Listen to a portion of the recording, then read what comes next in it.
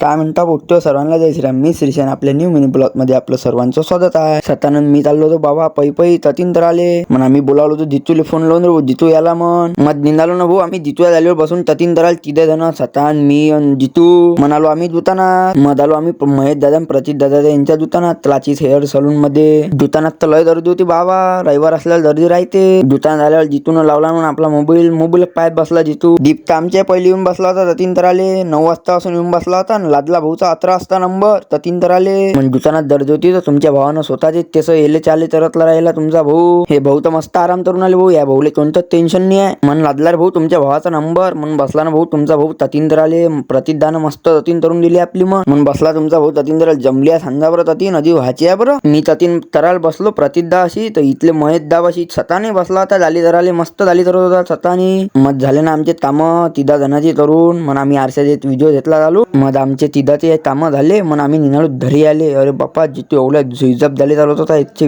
विचारून होता. अरे बाप्पा मग तुमचा भाऊ घरी आला अंगोल जिंगोल दिली म्हणून सांगा बरं तशीन जमली आहे नाही तर तमेन मध्ये.